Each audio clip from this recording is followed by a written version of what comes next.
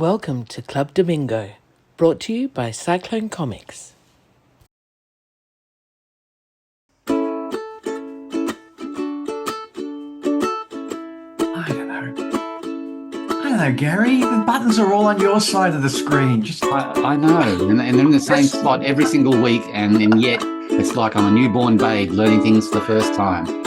Oh my god! Just like take a screenshot and do some Grow notes Gary, over the top and stick it on. What is it? Get with it, Chal. Get amongst it, Chal. Get with it. Get amongst it, Chal. Get amongst this technology business. Yeah. So how you going this week? Yeah, pretty good. I think I'm going pretty well. How's the black wall going at the back there? Yeah, it's going well. I've got two blue, pages left to go. Oh, and the other pages are completely finished, except for other than the lettering corrections, all the rest of the pages are completely finished. So about, I don't know, 10 minor lettering corrections, and one of the two that isn't finished has had a good start on it and is quite an open page, so it's mostly just quick brushwork. So I think that one should be pretty easy to finish. The last one's got a bit of detail on it, so that one will take a little bit. Yeah. But it's like I'm really excited with every page that goes up on the wall. They're looking really good. So, almost finished. Almost finished. Really excited. So glad to have the great story from Mikul. Like I'm so glad for it. And the wonderful solid pencils from Emmanuel, from Manny. You said, like, last week I was showing you stuff before we aired, and you said don't hold anything I said against me. You said that Manny had a like an innocent style, like a really interesting innocent style, and I think that's a pretty cool way to say it. It's not really like it's not like it's playfully cartoony or anything. It's not obviously naive either. It's not naive. It's not obviously naive either. Yeah. No, it's definitely not naive. And he can push towards that kind of broader cartooning when it's necessary. But it definitely has a solidity to it, three-dimensional solidity, and an openness and innocence to it as well. It's really cool. So yeah. Manny's welcome back anytime he wants to draw a Greener Pastures story. How are you going? Have you noodled around with your cover anymore? Not much. I finished the logo. So okay. I've settled on that logo. Like, I'm not gonna. Which one did you go for, or shouldn't I ask? No, it's okay. So part of the idea of getting this done as quickly as possible is because the longer it stays, not finished, the longer I've got to mess with things and throw out a logo and start again. Ain't that the truth? Yeah, absolutely. So I'm hoping I've settled on it, and I've spent enough time to like do it as properly as possible in Illustrator. That in my mind, the mindset is done. So you've gone for the italics version, haven't you? The tilted version. I've got both, and I still haven't decided, because that was easy enough to do. So I haven't decided yet.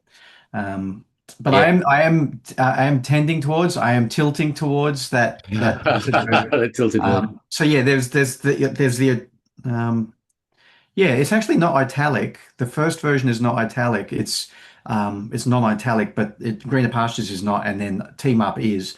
And then in the version I'm heading towards, I untilted the italics, so it's still got the lovely flourishes, but it's straight up and down. And then I took the whole lot and skewed it. Yeah, that's the term I'm looking for. Not italics, but the skewed. Yeah. So I'm looking at the skewed version. It still feels a little bit more dynamic, I think. But I'm not 100% sure where I put the other data, like the logo. The warning, I don't think this one needs a warning. I don't think there's anything overly worrisome to kids in it. So the logo and the issue number needs to. I think there's a lot of subconscious work there of putting that bullet, the logo bullet, where the DC comic would normally be on the DC thing. It sits comfortably in the top left. Which is what I've done forever as well, on the top right of the normal Greener Pastures. So it'll go. I'm pretty sure it'll go somewhere like that. I don't know. But as you say, final decisions are made when the necessity of making a decision is there. Yeah. And, I just pulled that trade paperback out. And have you seen on Facebook this morning, kiddies? We're recording on Tuesday morning, and you'll probably see this on Thursday evening. But have you seen on Facebook this morning? There's a new profile, anonymous profile that's come up, and this is not like an who is this person? But an anonymous profile that's just Australian Comics. That's the name of the profile. Yeah. And it was created yesterday on Monday, and already like it's coming up in my feed because they're posting in. I'm just looking at it now. If you're wondering why I've got dead eyes, they're posting in the Australian Comic Book Treasures Facebook page. Now, who runs that? Do we know who runs the Treasures page? No, I don't know. All right, because I think that was a renamed group from something that was named something different previously. Right. Admin is Devil Dune. Obviously, it's not a real person either. He knows his history of Australian comics, though. That's right, exactly. And I don't follow that person either. I should follow that person. So interesting. Pseudonyms, anonymity, worries me a little bit. There was definitely a period in Australian comics where people were hiding behind pseudonyms and being quite aggressive to other people. So that's always concerned me ever since, really. If you're into a pseudonym, change it by deed poll to be your real name. Yeah, that's right. I want to see the Devil Dune as his real name. Yeah, exactly. Or her. Anyway, yesterday, Mr. or Ms. Australian Comics put up the front cover for Dark Horse Down Under #3. Mm-hmm.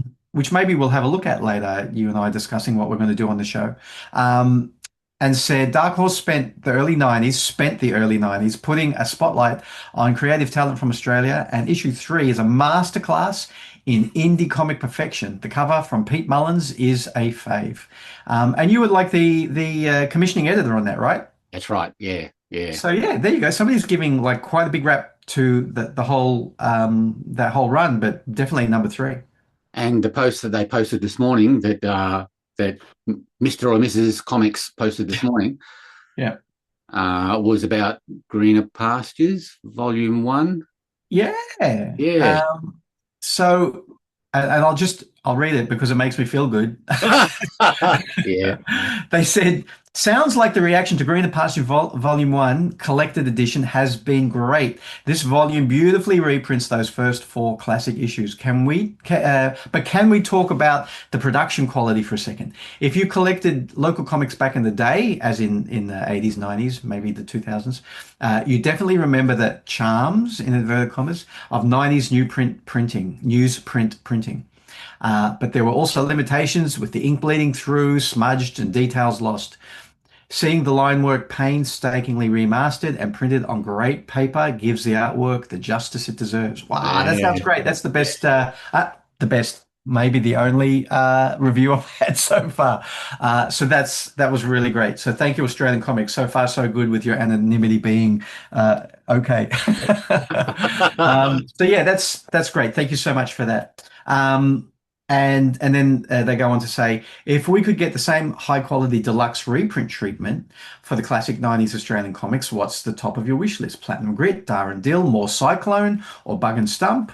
So yeah, interesting discussion going on there. It's only just started. Nat's weighed in, and so is Peter Lane. Nat Carmichael and Peter Lane. Okay, yeah, I'll have to go back there this morning. I've been a bit frantic this morning, running around doing all different kinds of domestic things that have kept me from my routine of tapping into early morning posts and stuff like that. I try and limit my interneting to the mornings as much as possible.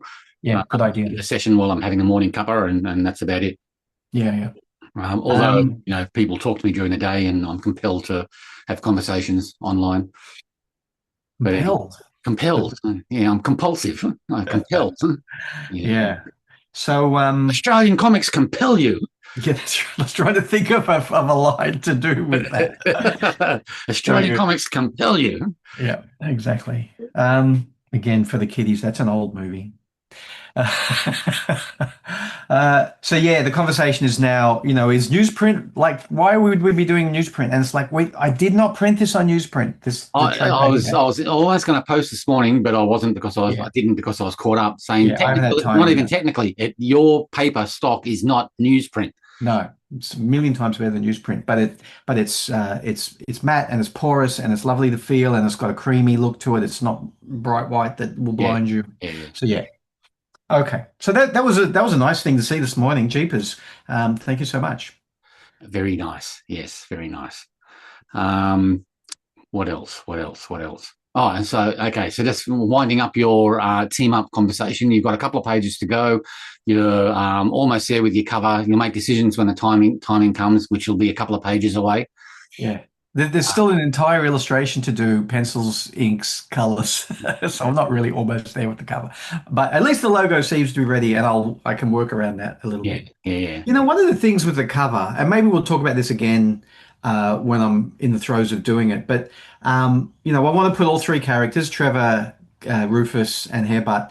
And every sketch I've done is trying to get them as big as possible on the cover, and and I couldn't shake that. And then I saw the other week when we were talking about another Australian comic book guy who hasn't made anything for a while now, does a lot of storyboards though, lives in Adelaide, teaches at CDW.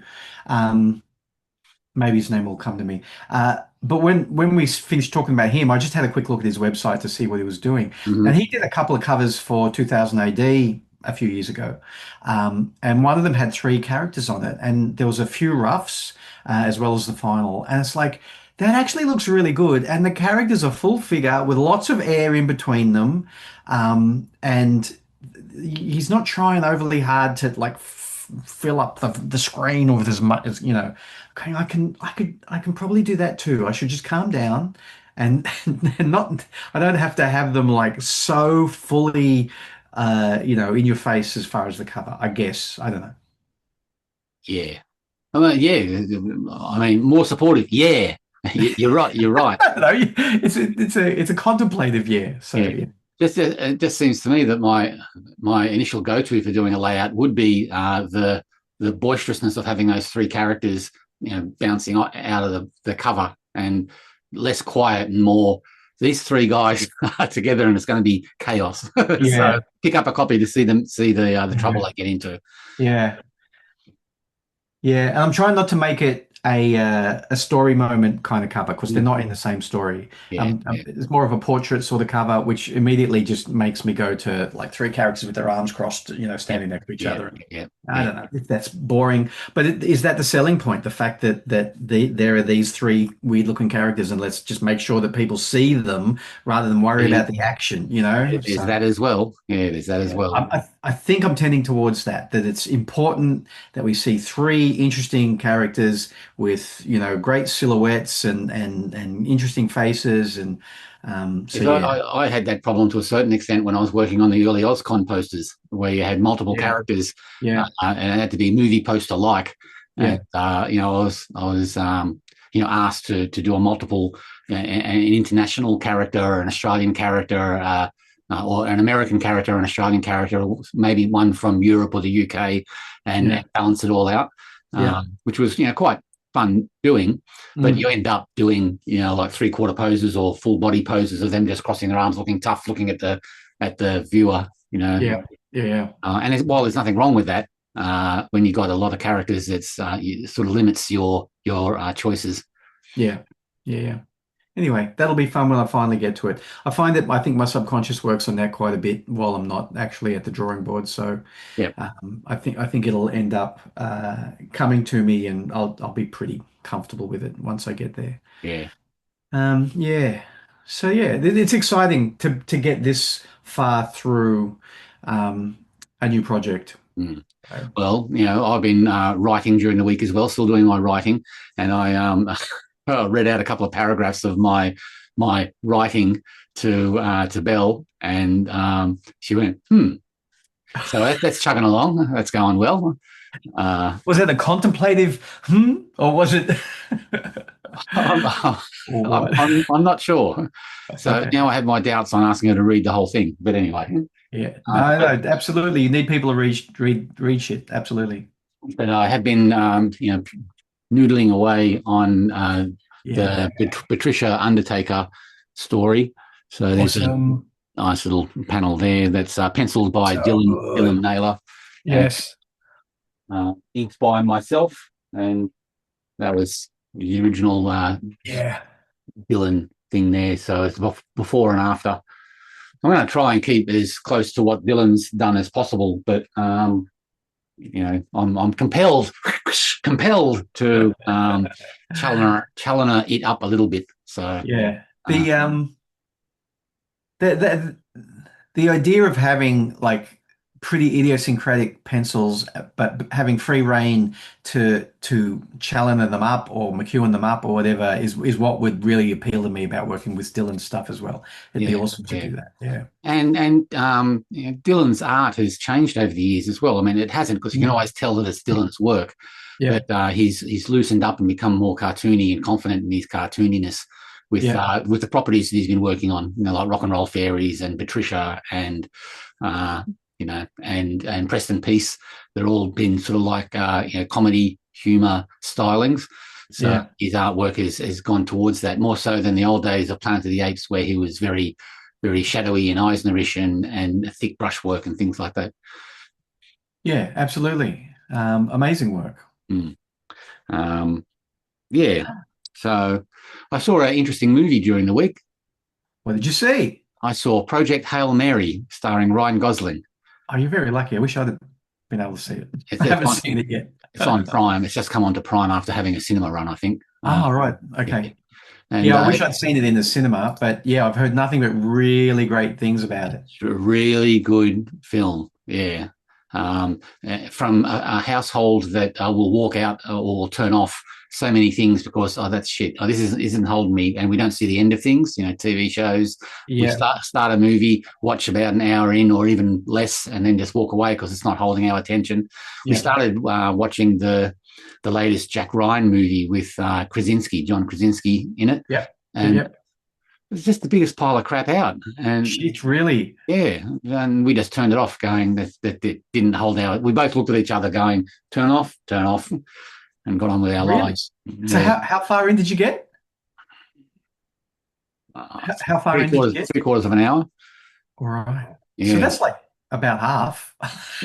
yeah, and we weren't interested in finding out what happens because it was so contrived, and just didn't hit the beats that would keep a viewer for me. I mean, and this is someone that we liked the TV series, the Yeah, seasons of Jack Ryan, yeah, and yeah, they've made this special one-off movie or flopped it over from TV series to movies, yeah. and this thing was just Hasn't hasn't Tom Cruise done one or two Jack Ryan movies as well? that's Jack Reacher.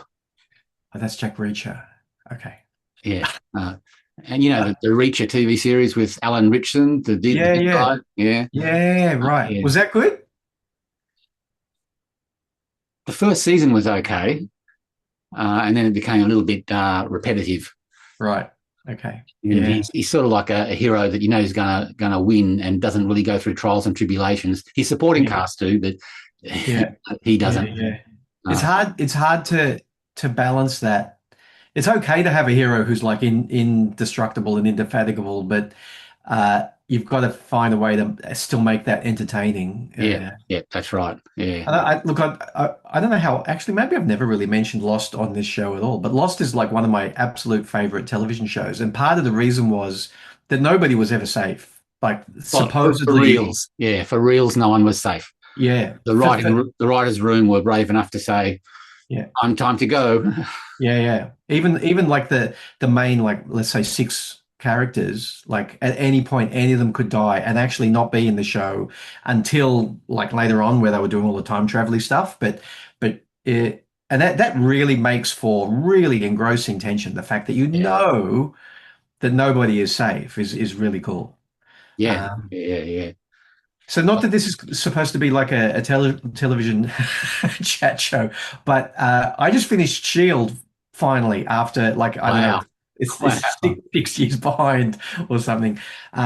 But I'm going to miss those characters. I actually thought that was a really fun show.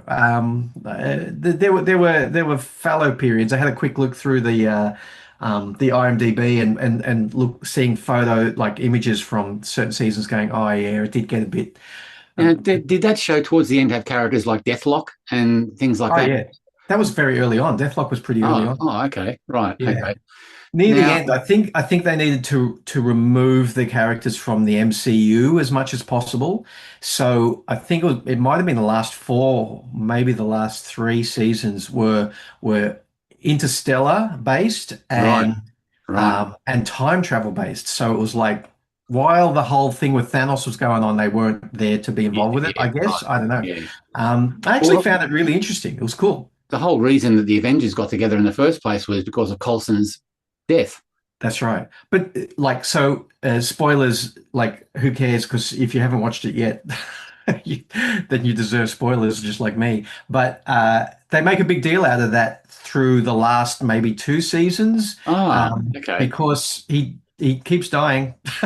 So it's really interesting that they killed off Coulson, and then what do they do to have that face still on screen? And it was, again, I found it quite entertaining and. right, Uh, right. and and it was they did a really good emotional wrap up, like not an overtly like tear jerky thing, but a good emotional wrap up, and um, yeah, it was But there, cool. there was never any of the main universe finding out that Coulson was still alive, and No, they kept it all separate. yeah, as Yeah, much as possible, they kept it separate. In yeah. the end, I think they tried to reintegrate it. Like they were talking about the Winter Soldier movie reasonably often, and they had they had a couple of shots with the floating platforms. What do you call them? Those the huge airships that Oh, yeah, shoot. right. The heli Yeah, carriers. yeah, the helicarriers, which they like one of the things with the whole TV show was to continually depower Shield so that they were always on the run and always in like a little base, and only a few of them Right, still kind of right. were around. Yeah, Again, to try to separate it from. And yeah. this is the problem, right? This is the great thing about the Marvel universe as a kid reading the comics is like Thor will fly by and stop in and go, "I'll help you with this villain," and it's like, wow, it's like they all live in the same city, and but there's a easy uh, way to disconnect from that while you're reading the comics, where you're not constantly questioning why doesn't Daredevil just go and ask Iron Man to go and help, right? He just lives down the road. Honestly, you could walk from Hell's Kitchen to the Avengers But Mansion. the traffic.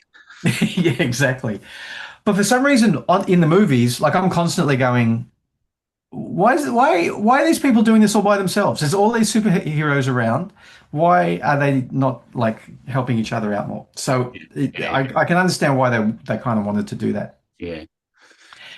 So yeah, But before we drift away from movies and get back to yeah, comics, I read an interesting post, and I can't remember who wrote it. It was an American comic book artist. He had a bit of a spiel about the hate for Supergirl that's been out oh, recently, yeah, like the review bombing and what have you.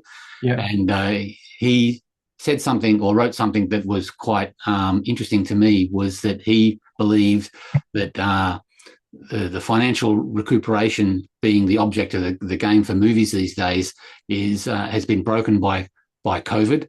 Like when COVID happened, people broke their habit of going to the cinema, yeah, right, and the streamers fill that gap in a big way, to the yeah, point where cinema going movies are always going to struggle because they've been made under an old school budget and mindset of who's going to come, the numbers that are going to come and see them. But those yeah, numbers are going to be never going to be returned since yeah, COVID and the advent or the strong growth of streamers. yeah, And I thought that's very smart. Plus, to call Supergirl a flop is only a flop with one set of denomination. Like the yeah, financial thing. Is it a yeah, creative flop? Is it like a comic book movie? Is it, by the parameters of other comic book movies, is it a success or a failure? yeah, Where does it sit by other parameters? And to judge these movies these days purely on financial return, I think is doing the new way of looking at movies a disservice. Yeah, no, I totally agree. Yeah, interesting. Yeah. And yeah, and I haven't seen that film. I really want to. I don't normally go to the cinema to see the DC movies because I've just been disappointed with them so often. yeah, But that one looks like it would be fun, and that's all I want. I just want to have some fun. yeah. But you mentioned, like Thor swinging by to help Daredevil out on an adventure, and this Supergirl thing has Lobo swinging by and in becoming part of the plot. Not essential, but just a nice cameo. It's like, so have you seen it? No, I haven't. No. But I'll wait till it's on streaming. So I'm part of the problem. I yes, judge Gary, as always. Yeah. I judge going to just ask anybody. Chaloner, he's part of the problem. Yeah, get amongst it, Chal. Be part of the problem. Be part of the solution, Chal. Exactly. Yeah. So I totally get it. Yeah, and it marked me as very wise words that things have changed since COVID. That I don't think we realise how deeply they've changed for cinema goers. And B, to judge a movie purely on financial return when it's a creative endeavour. Sure, it's popular entertainment, but it's a creative endeavour. Is maybe doing the whole thing a disservice by calling it a flop when it's only a flop by one set of parameters. Which there are many, many parameters to judge success of a film. Do you think many cinema goers care about the cinema experience? Like, this is a movie you've got to see in the cinema. Like, to an extent, but the other thing that he raised was that the people that are all flag waving about the cinema experience, he doesn't want to go, this guy writes, I've got to find out who it was. If I find the name, I'll word balloon it here.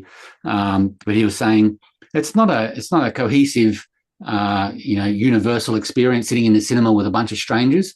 You're in the dark, you're by yourself, you're isolated in your chair, and that you don't want to interact with the person next to you or sparsely fill the cinema with anyone else. So even that is a bit of a furphy of enjoying it with a bunch of strangers. There is an aspect of crowd participation if it's the kind of movie where people cheer or laugh. And that actually adds to the enjoyment. Yeah. But the experience of paying top dollar for a ticket, getting the food, which is overpriced, all the shit that is attached to going to the movies. The biggest problem is that people sit there on their phones as if they're in their lounge room. That's the problem. And they talk as if they're in their lounge room. So I think there's a generational thing. And that's not me like talking like an old man, but it's like the current state of mind when going to a cinema is I'm just going to act like I am in my lounge room, where people didn't used to do that. It was, and that's part of the change since COVID is that that's the attitude that they bring to the cinema experience, which was quite respected before. Like keep quiet, phones off, like all that kind of thing, and that's changed now. And doing it at home on a big screen, the cinema screens at home are quite big with your wraparound stereo and the ability to pause and go to the toilet and pause and rewind that scene again, and 4K and all that kind of stuff. I actually don't like the idea that you can pause and that you can rewind. I like the idea that now you are talking like an old man. Well, the cinema maker, the film maker, is supposed to control you during the experience and tell you to sit there for the amount of time it takes and to pay attention or you'll miss it and all of that kind of stuff. I mean, they've decided that this scene should take this long, so sit there for that long and don't fast forward and don't let your mind wander off. Anyway, I probably am thinking like an old man. But if you're busting to go to the toilet in the middle of a cinema movie, you're going to. You didn't plan correctly, did you? Be an adult and figure out what you got to do before you sit down. Where's the reminder slide at the beginning of the movie going, have you been to the toilet? Well, they've got so much to remind us of now. Turn your phone off. Go and buy some food. Blah blah. All right. Interesting. Can I segue, or have you got more there? No, I got nothing. You go segue. Go right ahead, young man. Go right ahead. We Anne-Marie and I saw Tim Finn in concert the other night. I saw that. Yeah. And there were two women sitting a few rows ahead of us and just off to our left, who talked at the top of their lungs the entire time, all the way through the support act, Jacked, and all the way through Tim as well, and were at one point decided to take a bunch of selfies, and not even at the stage, but just where they were. And because we're sitting in the dark, the selfie has that thing where it makes the screen like bright white to give some light. And like they did 5 of those, and at least 3, maybe 4. I think it was more like 4 people. Not only just asked them to be quiet, but went up to them and stood next to them and talked to them for 30 seconds, telling them to be quiet and why they need to be quiet. Wow. It was crazy. And it's like we saw the show in Thirroul in a beautiful theatre called Anita's. That's just down the coast from Sydney, just before Wollongong. And like tickets are not cheap no matter where you go, right? So it's like, why are you paying money to you're not even really interested in the artist involved, and you're being told by other people this is not the way to conduct yourself here. These are not teenagers. These are like women in their 40s, maybe 50s. Maybe they were having some reality enhancement at the time. Yeah, maybe. And luckily, about maybe halfway, maybe a little bit after halfway through Tim's set, one of them left, and I was expecting them to come back, and they didn't come back, and then the other one left. So, and then like everybody, it was just awful that this is the way they live their lives, because everybody's life around them was elevated by the fact that they had left. Like, can you imagine being that person? That when you leave, everybody is like... you get used to it after a while. That's definitely not the case for you. And Tim Finn was amazing. He sit in the corner and suck your thumb. Yeah, Tim Finn was amazing. He's definitely showing his age in his voice. There are certain songs that have a fragility to them that he can't quite match when he used to. But the stories he was telling and the music. What a workhorse though, to come off the back of a Split Ends tour and launch into a solo one. Yeah, exactly. And I think there's only like 3 shows, maybe. One in Sydney and one somewhere else, I think, is all that's also coming up. Right. Did he need much persuasion? Sorry? Did he need much persuasion? Exactly. So yeah, Amory and I are now definitely like, most shows that are on at the Enmore in Sydney, in Newtown, in Enmore, at the Enmore Theatre, usually seem to end up at Thirroul in Anita's as well. And I'd rather go down to Thirroul. It's such a nice place to see a show. That wasn't where you saw Chocolate Starfish, was it? It was where we saw Chocolate Starfish. And they're playing there again, but they're doing a different show. They're not doing the Bat Out of Hell show. Chocolate Starfish, what are their dates? Wow, we've talked about Chocolate Starfish a lot. Did you ever say that before? I don't think you did. No. It takes me a while to think up a zinger, but there you go. It's a good zinger. Don't look up Chocolate Starfish on a work computer, kiddies at home. So that was wonderful. And while we were down south, I contacted Louie Joyce, because he lives down Wollongong way as well, and said we're around. How about a cuppa? And we went to his place, which was beautiful. We had such a lovely time at the Louie and Sheikah joint with their 3 kids and their brand new dog, and it was just beautiful to hang out with such a lovely family. I think we were planning on staying for an hour. I didn't want to interrupt their Sunday morning, and I think we were there for nearly 2 hours. It was so lovely, just chatting and looking at Louie's amazing bookshelves of book comics and books about comics and all of that stuff. Yeah, really amazing. So it was a lovely little getaway to Wollongong for 24 hours. And I saw a photo that you were in of you and a gaggle of other people that went for drinks somewhere. Yeah, I just brought that up earlier so I wouldn't forget who was there. So that was on Friday night, and we went to the Marrickville Bowling and Recreation Club in Sydney. And good old Marrickville. Yeah, the Marrickville Bolo. And that was organised by Clint Cure, who we've chatted about often on the show, because he did the comic book virus docos that you can still see on YouTube if you're and he's in the middle of making another documentary about issue 1 comics. Yeah, and Sam Young and and he's made some what's the term? Not quintessential, but he's made some really, I think, important 90s mini comics himself Yeah, under yeah, the name of Q Ray. So Clint Q Ray is Cure with an accent on the E, but his pen name was Q Ray, so a Q dash Ray. So yeah, his mini comics from back in the day were really amazing. So he's a filmmaker as well, doco maker. He's had a short film in a number of festivals recently. Dracula Revamped, I think it's called. that's right. Yeah, Yeah, that rings a bell. No, that's the yeah. Hunchback. No, sorry, wrong monster. So he's had some success with that. So he organised it. He lives up on the Gold Coast now, but he was in Sydney, and he said let's get together and raise a drink to Steve Carter, who's passed away recently. So that was the reason for the get together, which I think was great.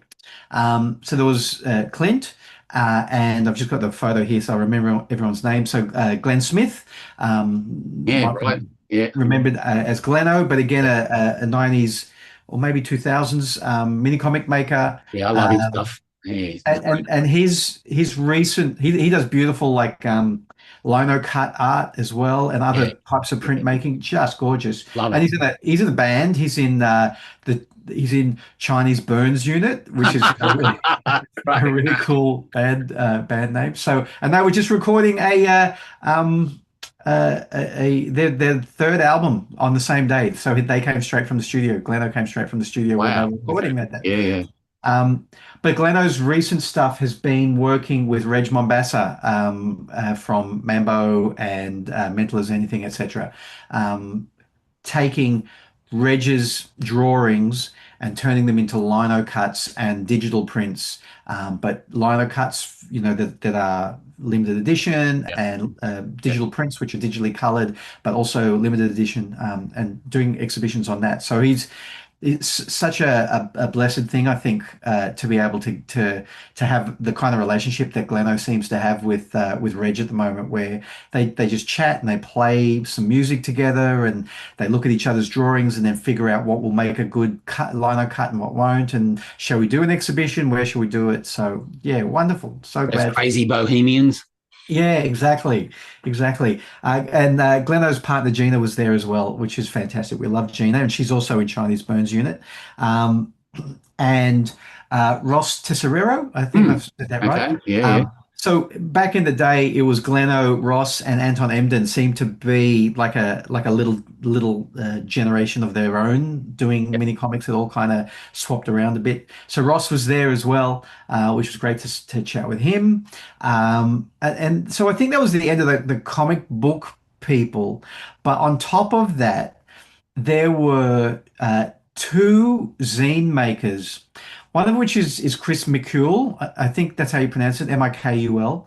Um, And the other so was Dan Lennard. yeah, how did you know? Oh, you've seen the photo. No, he sends me all of his stuff.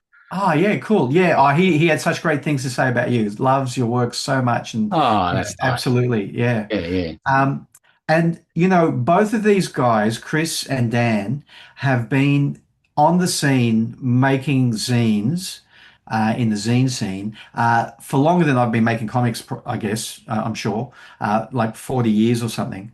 Um, so I recognize Chris's face. He's got quite a recognizable visage, yeah. and and I've seen him like a million times. He's always in the same rooms at zine fairs, even at comic conventions. Back when they were actual comic conventions and worth going to, and not so much the modern comic cons, but so I know who he is, and I know that he's been around. And plus, I saw his name like often around Steve and Antoinette as well. Either his name would be in their books or their names would be in his Yeah, zines. yeah. So I know who he was, but we'd never met, and it was really, really interesting to finally meet someone like that who you've been in the circles and breathed the same air like so often, and never really chatted. And such a lovely guy. And his partner Kath was there as well, and she's really lovely as well. It was so great to meet the two of them. It was wonderful. Right. And the way that the night was going, I wasn't really next to Dan to chat to Dan at any point until near the end, and then we started to talk to. I started to talk to Dan. We started to talk, and I didn't know who he was at all, so I didn't recognize him. That's so weird because Dan's been around for Yeah, donkey's years as well, talking about pop culture and wrestling and music, and exactly. Yeah, his two strong and comics, his two yeah, strong loves, and yeah, yeah, it's very strange. It's weird that two people can just not be yeah, across the same Venn diagram. You know, yeah, like yeah. it's just this So weird. he said to me. Uh, like later on in the conversation, he said he proofreads a lot of Nat Carmichael's comics. So Nat sends him a comic to proofread, et cetera, et cetera. So Scamp last November, Nat Carmichael had a table, two tables up from me. So there's only one person in between me and Nat. And Dan spent quite a bit of time standing there talking to Nat. So like that's how close he was the last time we were in a room together. Wow. And he didn't even look at the Greener Pastures table. He went, so both Chris and Dan both said, "Oh yes, yeah, I know of Greener Pastures, but I don't think either of them had ever read it. I think Dan might have. I think Dan probably had. He was a bit more knowledgeable about it. But it was really lovely that when someone like Clint says, "This is Chris," and Chris, "This is Tim. Tim makes Greener Pastures." That Chris goes, "Oh yeah," and you know even more so with Dan. Like it's nice that even if you don't recognize my face, hopefully you've known my work, which is really Yeah, cool. I love yeah, that. yeah, yeah, yeah. So we started talking. And I said, "So what do you do, Dan?" Because I didn't know what he'd done. He said, "I make Got to zines." got to play a straight bat. If you don't Yeah, know oh no, something, totally. And yeah, it was such an open, lovely evening where everybody was just, learning about each other. It was great. He said, "Oh, I make zines." I said, "Oh, right. So, have you been making them for long, like for a few years, or like looking at him?" I think earlier on in the conversation we realized that we were around the same age. yeah. I said, like for a little while or for decades, maybe. He said, "Oh, for a good 30 or 40 years." He said, my most famous one is Betty Paginated," and I went. Oh, I get it now. Betty Paginated is like, isn't it like one of the world famous early zines? I said that's like zine royalty, right? It's Yeah, like yeah, that yeah, is yeah. one of the important ones that has been around forever. Was setting precedents as to what zines were from way back, and he was really chuffed to hear that and very humble about it. And it's like it's true. Like that's it's been around forever. It's been around for I think like 30 or 40 years. Betty Yep, yep, Paginated. one of the best, and he Um, still produces it sporadically yeah, when he yeah, can. yeah, Yeah, and he started up another one which is a little bit more music centric. That yeah. I've And forgotten he the said title of it now. he he said he's doing several. Oh, you can't remember the title of it because it's a line from a punk song that he said he just really liked. Um, yeah, I can't get it at the moment Yeah, either. yeah, But he's yeah, also doing a wrestling one at the moment, and they're all sporadic. It's all when he's got time and when he's got enough that's right. data, Yeah, information, yeah. stories, enough stories to put in it, and so And yeah. his background is from the old Consolidated Press, I think. Oh, Back in the really? day, writing for People, I think, People Yes. magazine. Yeah, yeah, yeah, yeah, yeah. So his He zines said that. have Yeah, a great photography resource, yeah, great behind the scenes photos, and he'll dig up 1970s and 1980s poses of female rock bands that are in skimpy clothing, and yeah, like the cheekier the photo, the better as far as he's yeah, yeah. concerned. Yeah, And and with the age of us all there being around the same age, there was definitely a different sense of political correctness, which was really cool. It was such a fun night.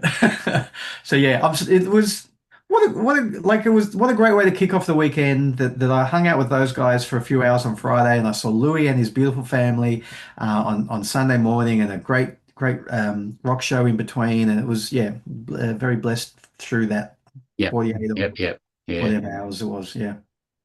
So yeah, it's cool. The other thing I did was my Oh, and work related. there was one other person. His name Oh, was okay, Brett. yeah, Brett, and I didn't really get to talk to him, but I wasn't going to ignore the fact that there was one other man there, yeah, Brett. yeah. Who I On your think, Brett, yeah. yeah, I'll catch up with Brett next time. Yeah, yeah.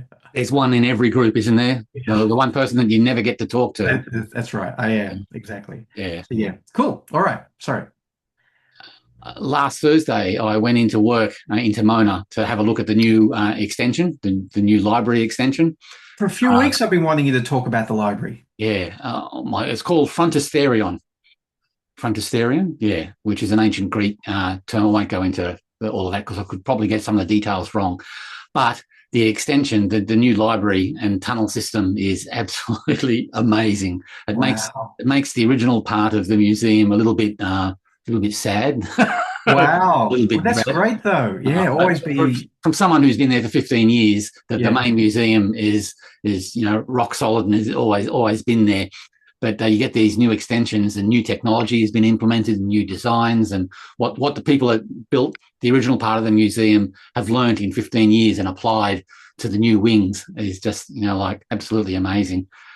So See, I've seen a few photos, and they're not, they look to me like they were taken by a professional photographer, so they're really lovely photos. But it looks like an incredible space. It's amazing, yeah. And there's things like really old books like Captain Cook's diaries, leather bound editions of Captain Cook's diaries, and signed Charles Darwin editions, and right through to Isaac Asimov paperbacks from the 70s to these old editions have all been scanned, and there's a new technology that David Walsh has pushed to develop, where you pull out a drawer and there's photos of these old books, and there's a little dial down the bottom that you can just scroll, and it flips the pages like you're flipping it through with your fingers. Amazing. And you can go backwards and forwards. So there's these old atlases and there's old collections that are too fragile for people to actually thumb through themselves. Yeah. But these interactive digital versions allow you to be as rough as you want. When I was there was these bunch of teenagers and young kids just going on the dial, and these pages were going and it's quite robust. It can take all that kind of use. It's only one solid dial, and the technology behind it is so amazing. So there was that, and of course the library is laced with huge pieces of art, and there's things like framed signature pieces of has all the cast signatures from Casablanca. Like a photo of Humphrey Bogart and I've forgotten the cast now. Lauren Bacall? No, Claude Rains. And the whole cast with signatures and all nicely framed. There's lyrics, David Bowie lyrics for I think it was Rocket Man. The original lyric pad that he had written down the words with no mistake. It was like nothing's been crossed out. It's just all blue biro on a exercise pad. That's all framed and up on the wall as well. There's all that kind of stuff. So it's really his personal library of what David Walsh is all about, including artworks, including a drawing room where he goes. It's his own little studio, and there's multiple stories as well as a 2-story library. Wow! And it's just I can't say enough about it. I mean, when it comes to Mona and the work there, I'm kind of hard to please because I've been spoilt with the standards of the place. Yeah, this was pretty impressive. Yeah, and to get there, you got to you can get to it from the outside, but from the main museum, you go through these series of tunnels to go through it, and there's the tunnels are just amazing. You could easily get yourself lost in there. Great. It's just amazing. So I highly recommended to come down. You said to me a few weeks ago that was kind of the initial thing that Walsh wanted to do, right? He wanted to make a library, not an art museum. That's right. And he's kind of only finally getting around to what the initial vision probably was. That's right. And he didn't want it to be, he got answers to what a museum could be first before he got to what he originally thought of what can a library be, because he spent most of his childhood in the Glenorchy Library and the local libraries, spending a lot of time growing up in the library environment because it was like a safe space for him. And so got a lot of his education from the library services. So, and he's been spending a lot of his time wondering, what can a library be? Not what it is, but what it can be. And he finally found himself getting some answers as to, what a social area the library can be. And there's a children's area. There's there's a room that will be dedicated to readings and whiskey tastings and things like that. So there's like the upmarket leather area, and there's the downmarket kids area, and and everything in between. And is it an event space as well? Is there like? I'm sure that you could organise that. Yeah. Yeah. Right. Yeah. If not in the library proper, then certainly in adjacent areas. Yeah. And it's not quite finished. The plans go beyond the library itself is now finished, but there are some other plans for some fluffy bits to hang on the outside, some added paraphernalia. And you can get there from the outside directly as well. Is there like a? You will be able to, yeah. Right. The main entrance, which isn't open just yet, I think is festooned with this beautiful green marble that it just, I don't know how much money was sunk on this thing, but boy, oh boy, it's staggering. It really is. Wow.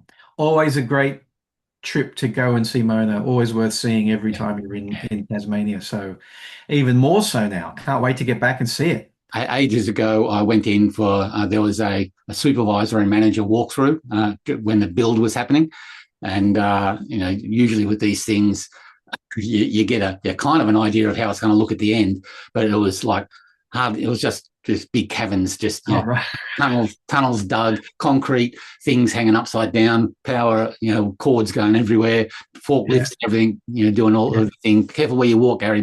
Careful where you walk. And they had the guy that was showing us around was saying, now over here we're going to have this piece of art, and over here, if you can imagine, there's going to be a staircase that'll go up there, and over here there'll be this room, and there'll be that room there, and it just looked like an unfinished bat cave. And I went, oh, rightio. And then when I went there on Thursday, I was like, this is what he was talking about. He had the ideas in his head as to what the end result, and there's nothing. We shouldn't have gone to that preview thing because it was so misrepresentative of what the final result was. Nice of them to ask to give us an update of how the build was going, but the end result, oh man, it's absolutely beautiful. Wow. So if anyone's come down and already been to Mona, come down again. There's a lot more to see. Yeah. And I'm not a paid promotions person, but boy, the new library wing and the associated artworks around and how you get through and to it. Absolutely amazing. Wow. Very excited to come. It could easily add another day to your planning. So yeah, right. So spend a day in the art museum and then spend a day in the library. Yeah. Wow. Yeah. Easy. Wow. Amazing. Cool. All right. We love coming to Tasmania, so we'll probably come in the next couple of years again. Yeah. Absolutely. Can't say how impressed I was. It was pretty amazing. So I want to get back there again. Didn't have that much of a time to look around. I was only there for a couple of hours. But, boy, first impressions were pretty amazing. So while we're talking about Tasmania and Hobart, etc., so what's to go with Neil the Seal? Have you gone and visited Neil the Seal? Neil the Seal, he's just a punk, just leave him alone. We've got a series of RACT ads down here where Neil the Seal or a Seal, a CGI version or something, is pretty bloody good. The lady calls RACT to do an assessment on damage. And you don't know it's by Neil the Seal yet. It's like a broken garage door and a crushed this and a crushed that. Okay. And then she turns around and Neil starts. There's Neil on the hood of a car jumping up and down, and she's there going, "Neil, rack off, will you?" So he's quite the superstar in his state at the moment. So, but dangerous nonetheless. Do not approach. Yeah. Oh, absolutely. But let him do what he wants. Yeah. For the kiddies at home who don't look at normal media, there's an elephant. It's basically an elephant seal, right? Yeah, it's a huge male thing. Yeah. Who at some point, I guess, got lost and ended up in Hobart, and now revisits at this time of year every year and hangs out there for a number of weeks, months. I don't know. As long as he wants. Yeah, exactly. As long as he wants. Yeah. So I think it was Neil or a similar, another male. But when I was on ferry duty at the stairs at Mona outside, there was a seal sun baking on the rocks by the water down where the stairs go down to. Yeah. So everyone who was getting off the Mona Ferry had a bonus bit of artwork as this big male seal just there on the rocks going, "Oh, everyone, how you going? Pop this lot." Yeah. Wrap your eyes around this. Yeah, that's right. So they're we pretty get fun. a seal at the Opera House every so often. I think maybe once a year a seal will hang out there. Incredible. Anyway, Yeah. so yeah, there you go. That's Hobart for you at the moment. Yeah, and it's bloody cold. Yeah, I just looked at the weather for you. Cold. Your place was 0 this morning. Yeah, it was. Crazy. Yeah. Why? Why do you put up with it? Do something about that. Wow. Yeah. So yeah, Anyway. cold. Have we talked for an hour, or have we still got time to? Pretty close to it. I don't know that we do. We'll have time for the other thing that we were planning on doing. No, probably not. We'll put it off until next week. That's easy done. Yeah, I was going to say again. This is probably going to go up on Thursday night. This weekend in Sydney, Otherworld Zine Fair is on. This time it's in Glebe in the Forsyth Auditorium or something. But anyway, if you look up Otherworld Zine Fair, you'll find the details. A really great event, huge, morally well put together. Morally well.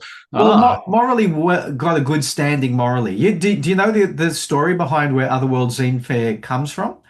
It was a political and moral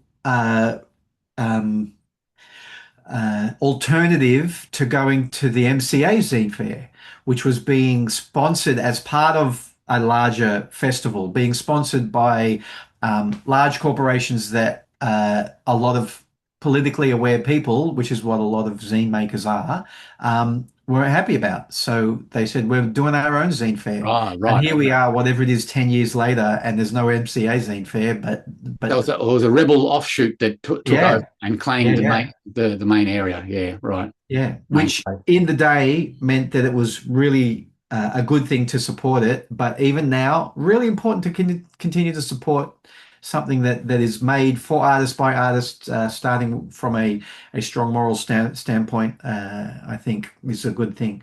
I've never had a strong moral standpoint. I think that's my problem. I don't know about that. But it's always huge. There's a great range of zines, and comics are a significant part of that. My son Samuel will be there selling his comics and zines. So, and we'll probably drop in the afternoon. So, right, okay. Yeah. So that's that. I think that'll be it for me. I think that was all of the bits and pieces I had written down. We got a very strong response from our call out last week about suggested additions to the Australian Comics database, which we'll talk more about next week. No, but I'm lying. We got no responses whatsoever. So I assume that means that we're doing the right thing, that we're plowing ahead, and there's people trust the decisions that are being made already, and they'll accept it for what it is. Yeah. Mm-hmm. Yep. And if they're not going to help, then they have to shut up and put up with what's there. I'm glad you said that, not me. There's obviously the issue there. Fantastic. Yeah. No, I tend to agree. There's not honestly. That's right. You shut that down, didn't you? I was asking for suggestions, and you went, from as far as I'm concerned, it's fine keeping it simple the way it is. I think so. I think it's great the way it is. Everybody's agreeing with me. Absolutely. Vote Team Tim. Thanks a lot, McEwen. You genius. Everybody should go and have a look at it and go, oh, well, obviously it needs a such and such or a this or a that. And, if that's how you feel, you should be telling Gary at clubdamingo at cyclonecomics.com.au. I got it right. Clubdamingo at cyclonecomics.com.au. Send Gary an email. Send him your thoughts on the Australian comic book database. But in this day and age of complaint, if you don't have anything nice to say, maybe keep it to yourself. No. Bring it on. No, I think Gary wants to hear complaints. But I don't think there will be any. I think it works so great healthy It just needs suggestions. the ability for the creators to upload to a holding bin where you guys can finesse it and then Approve. upload. Yeah, Yeah. That's right. Yes. absolutely. Okay. Right. Will that do us this week? I reckon A short, punchy show is a good show. that's We'll get to it one of these days. that's my uncle, short and punchy. What do you say to all the kiddies out there? I say more comics more often, kiddies. That's what I say. More comics more often. Okay, we'll leave it at that, and we'll talk to everyone next week. Oh, today this show is the 70th show. Wow, 7 decades worth. 70. Oh, you wish. Can you imagine? Oh no, don't even imagine that. Okay, I'm stopping now. Okay. Bye, everyone. Happy 70th. All right. Bye, kiddies.